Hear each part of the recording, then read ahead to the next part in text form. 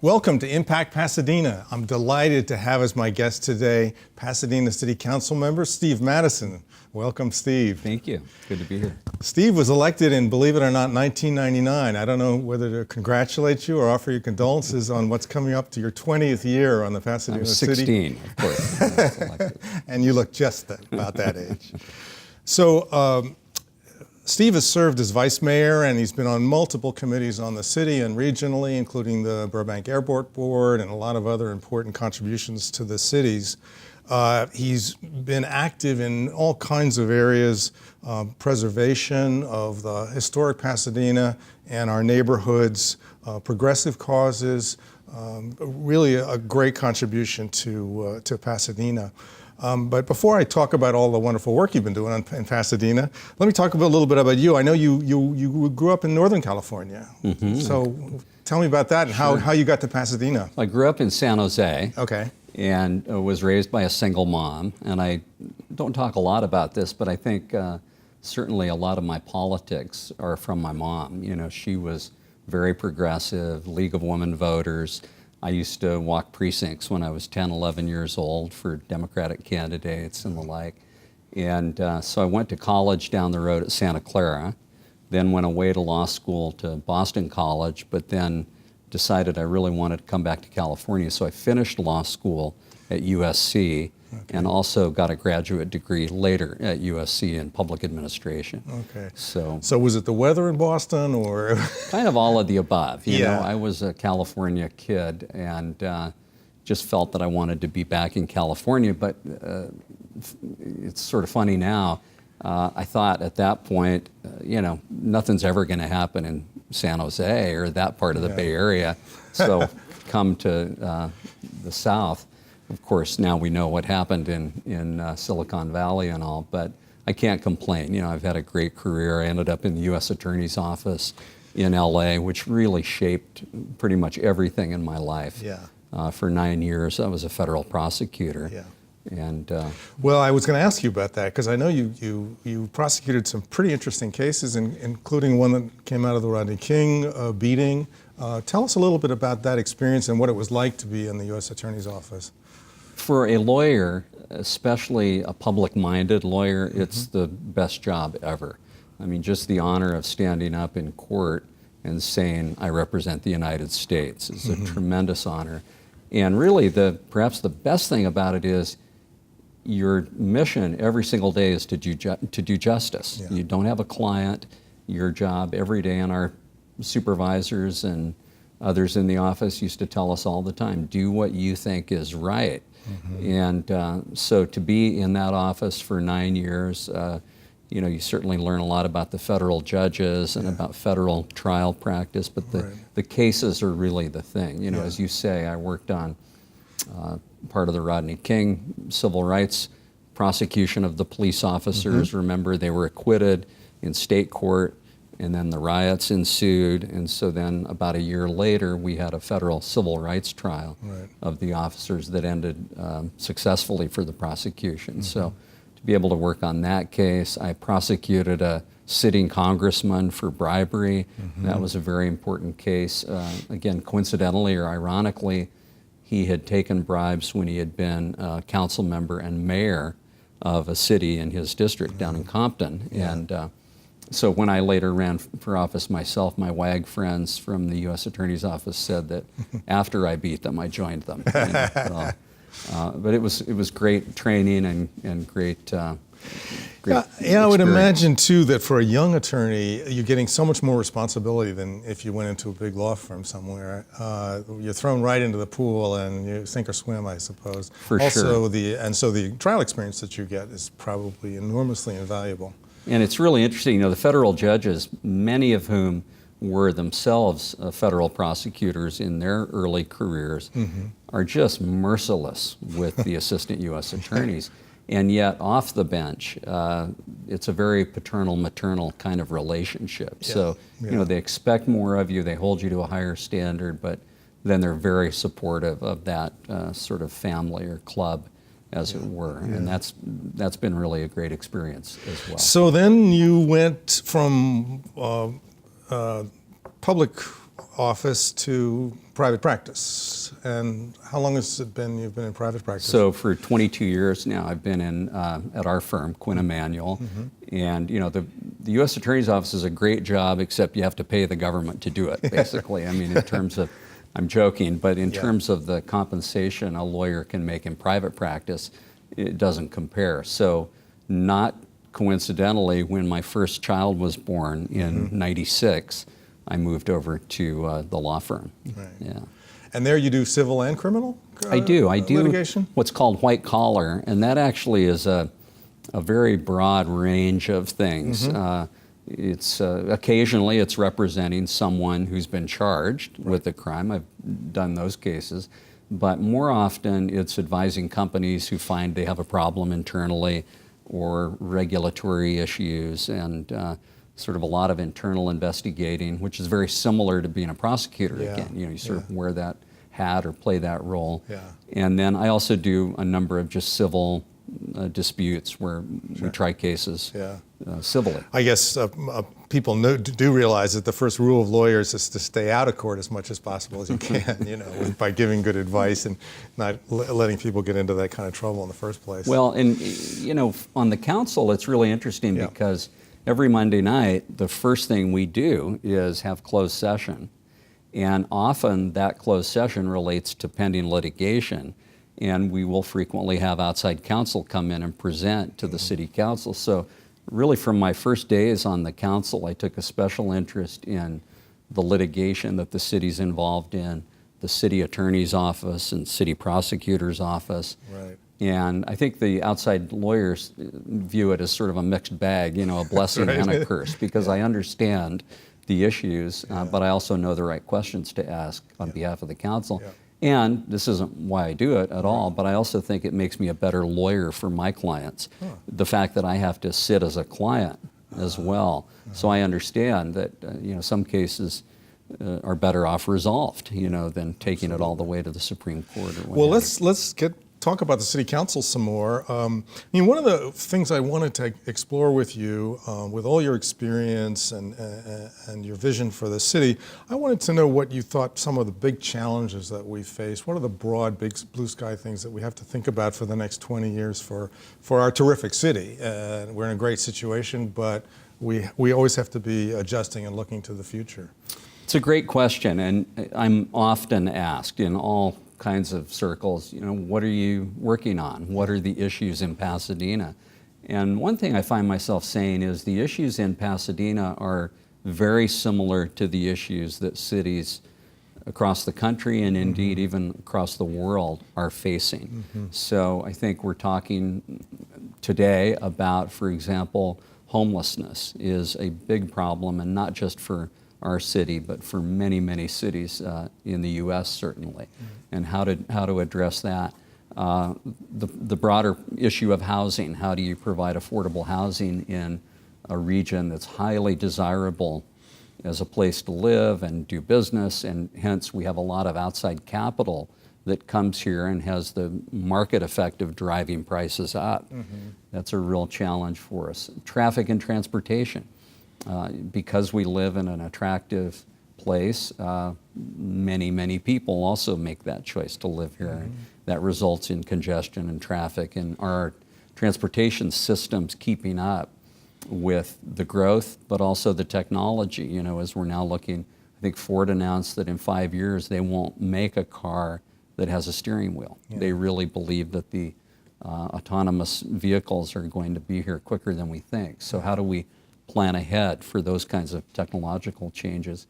And certainly in Pasadena, you know, at the same time, we want to preserve the history that we have so that when you're in Pasadena, you know you're in Pasadena, and that means something to people, which it certainly does. And then, of course, on the sort of back office side of things, financially, it's a challenge to run a city. You know, cities are, at bottom, they're municipal services organizations, and so about 76% of our budget is personnel, because people provide the services that our residents require. The costs of employees are increasing, in part because of pensions, but just generally in terms of the cost of living and the housing and education. and also how do we continue to provide the same level of services, perhaps with fewer dollars, to be able to do that. Yeah. So. Well, let me tee off a little bit on finances, because I know Please. that that's something that you face every council meeting and every day. I'm sure you think about it. You mentioned pensions, and most people probably don't realize that our outstanding pensions for the city, for fire, police, and other services are pretty hefty. And they take a pretty big bite out of our budget. And then in addition, we have some statewide obligations with CalPERS and CalSTRS, which are the pensions that we as a city contribute to. And that requirement, because of the capital reserves, has had to be increased. So I see all these pressures building, and I know that's something that you do too. There have been various proposals, which we'll talk about, including a proposal by the mayor for a sales tax.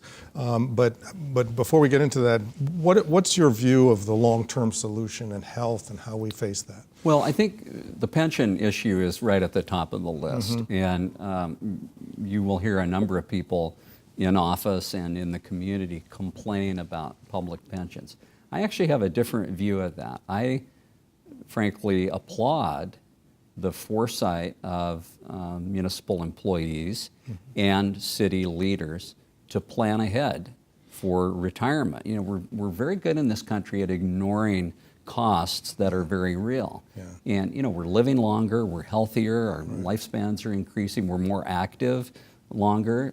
And so I think it's smart of municipal employees and the city leaders to negotiate and plan ahead for that and put that money aside. Another detail that people often overlook is that municipal employees in California legally cannot and do not participate in Social Security. Right. So often when I'm confronted with maybe people that are upset about public pensions, I'll say, well, everybody in this room probably has a public pension, except we call it Social Security, but for city employees, they don't have that. Teachers also, by the way. Correct. Yeah, yeah. So, college teachers and others yes, don't have yes. that. Yeah.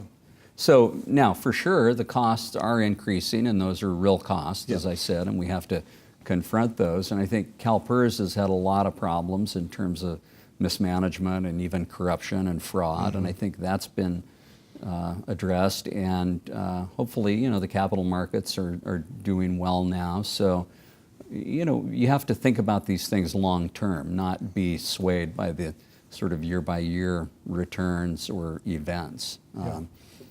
In terms of the sales tax, you know, that is the mayor first, and then the city manager came forward with a sales tax, and it's a little more complicated than maybe meets the eye, and happy to talk about that. If Yeah, that's of let's interest. do, because Yeah. I know there's been some discussion and controversy about it. So what's your view? So I was the lone council member to vote no on putting a sales tax on the ballot. And obviously, when 7 other smart, dedicated people, my colleagues, see things one way and you see them the other, you should do some introspection and ask yourself, you know, are you right? And I'm doing that. I haven't decided yet ultimately whether I'll support or oppose, either in my vote or with my voice, the initiative on the ballot in November. But what the city manager and the mayor believe is that we have a cap on the total sales tax that can be charged. And at present in Pasadena, there is 0.75% of that cap still available, if you will. And so their thinking is the county may well move forward and impose an additional sales tax. And if they were to do that, that would take up that cap space. And Pasadena then would not have the opportunity to impose its own sales tax. I see. Whereas if we impose it, that takes up that cap space, and we know that we'll have that taxation. The other factor in their mind is they believe that neighboring cities, Burbank and Glendale and others, are moving forward with sales tax initiatives of their own. So they feel like competitively it won't hurt us that much vis-a-vis the other city. My problem, Hoyt, is as I drive around Pasadena, I see a lot of empty storefronts. And I just have a hard time believing that we need to impose an additional barrier, if you will, to local businesses in terms of being able to compete. You know, we put the minimum wage on our businesses. I voted strongly in favor of that. I think that was the right decision. But in terms of the sales tax, I'm just not persuaded. So Perhaps. just to push back on that a little bit, I mean, is there an actual shortfall that needs to be met by the sales tax? And if so, what's the alternative? Yeah, so that, statistics are infamous for being capable of Yeah. supporting almost any argument. Yeah. Right now, we have no shortfall, and we have a $45 million reserve that we've tucked away, which for a city with about a $250 million annual general fund budget, that's a healthy reserve that we have. The city manager believes that if one projects out into the future, pretty soon, in a couple of years, one will see a shortfall. And of course, there's also the possibility that we could have an economic downturn, a recession, and that could also affect the revenues that the city brings in. So there certainly is no shortfall right now, and that was one of the things I said when I voted no, is I'm not persuaded that we need to take this step today, right now. Yeah. Yeah, and I mean, this is an argument that goes on nationally all the time in terms of taxation and how much taxing business is going to actually cut into your revenues. So it's a lively discussion, and I'm sure we'll have more of it as we get towards Indeed. November. I'm sure we will. Let me turn to an issue that you touched on a little bit earlier, and I'll frame it in a slightly different way in terms of housing. Because it seems to me there's three prongs in the housing equation. One is the affordability of housing for all the young people that want to live here, the professionals who'd like to move in, the Caltech folks and the JPL people. The affordability, it's out of sight what it costs for young people to live in Pasadena. And at the same time, there's the issue of development. We see a corridor along the 710 that's being more developed. People say, well, this doesn't look like Pasadena, it's condos. But at the same time, we want to have the younger people and the people that can afford it. And then finally, homelessness that you talked about. So it's all kind of in a bundle as I see it. So what are your views on this in the future for Pasadena? And these are issues that we face weekly or daily on the city council. I think first of all, there is tremendous demand to live in Pasadena. And so when a parcel opens up and under the zoning code it's available for development, potentially, it's no surprise there's a lot of developers that want to be in Pasadena developing that. And I do think, even though my council district is West Pasadena, is predominantly single-family homes, it seems like increasingly we're moving in our country to a model of more multifamily dwellings, condos, apartments, and the like. And so for a lot of my residents, a lot of my constituents, they resist that because they fear that will really change the nature of what Pasadena is. We don't have complete control over that, though, because of those factors that I mentioned. I think the homeless issue, in my view, it's sort of two issues. You've got the issue of affordable housing. So school teachers, cops, firefighters, we want them to be able to live in our city, whether they choose to or don't, but it certainly shouldn't be off limits to them, and increasingly it is. And the other piece, I think, is the service-resistant, mentally ill, highly impacted homeless population by substance abuse and what have you. And that is, we need to have funding and services in terms of permanent supportive care for those. And I actually think that's a more acute problem than the first issue that I described. Are we getting any help from the feds on that, or is it all coming from us in the state, or just us? We do get some money from the federal government, but less than we used to. Yeah. And this is why I think you've seen some initiatives. Orange County is in court and trying to struggle with this issue.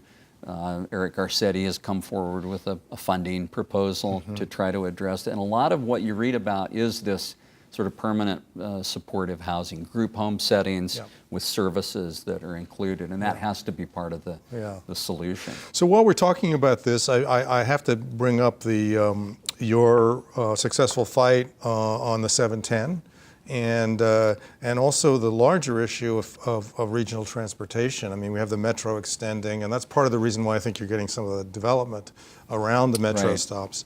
How do you see those issues? I know you've been very successful at 710, and I think everybody's very appreciative of that.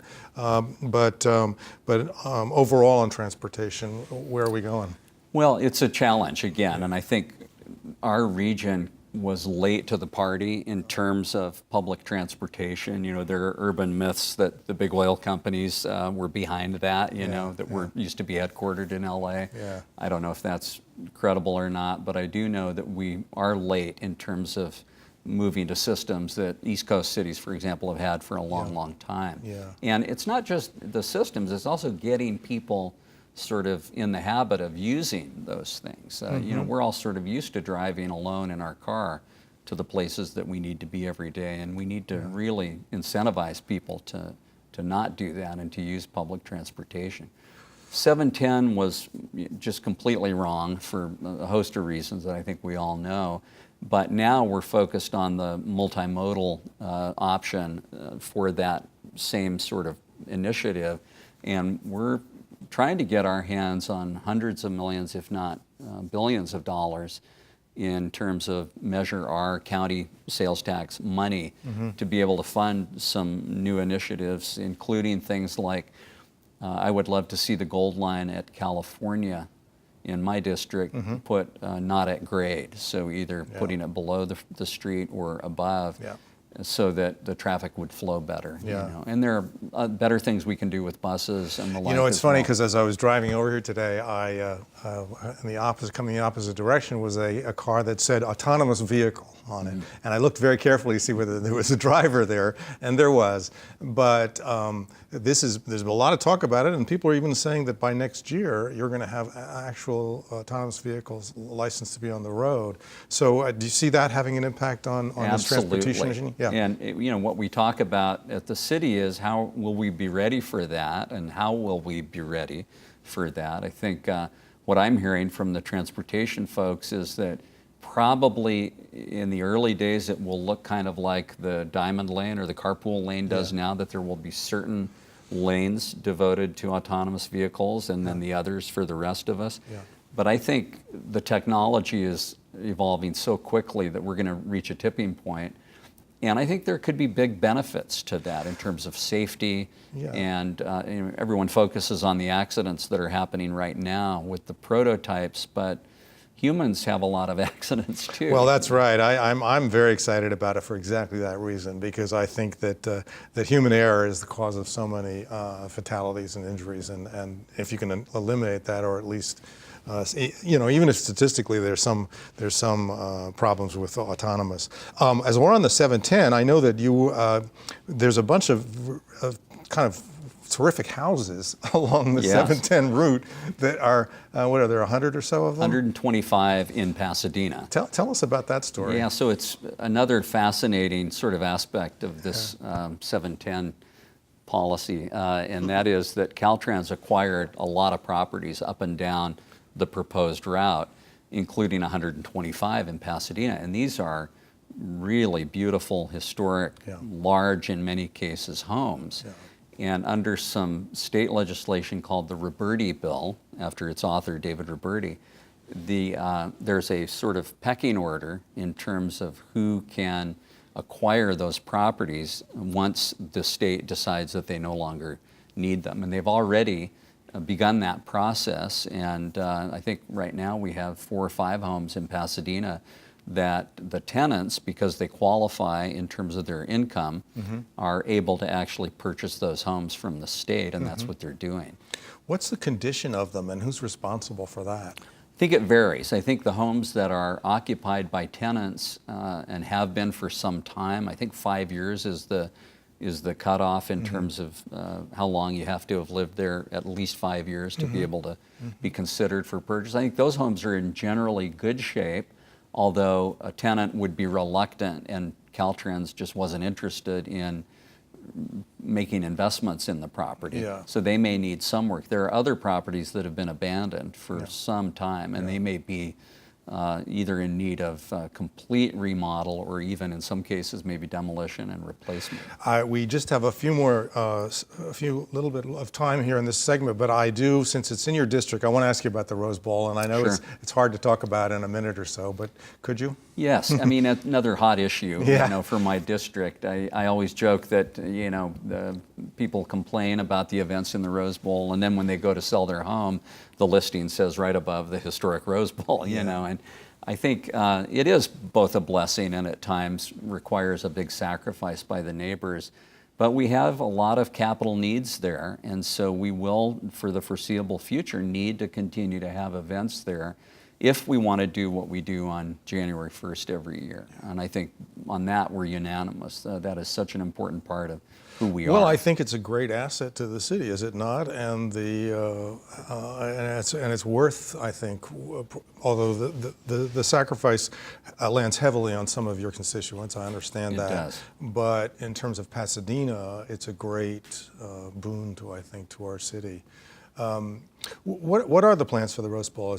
What's coming up? Well, this year we have a lot of events there. So we've had the Arroyo Music Fest just over the past weekend. We have a couple of other big concerts coming up. We've had more, obviously UCLA football's coming. There is a whole master plan at the Rose Bowl in terms of the improvements that need to be made, Which are and they're terrific substantial. already. They are, Yeah, so. they really are.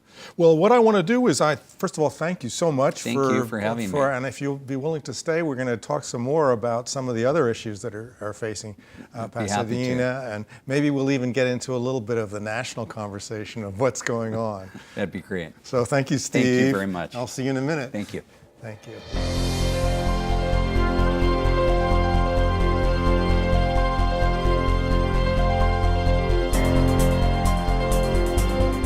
This program was produced by Pasadena Media for the Arroyo Channel.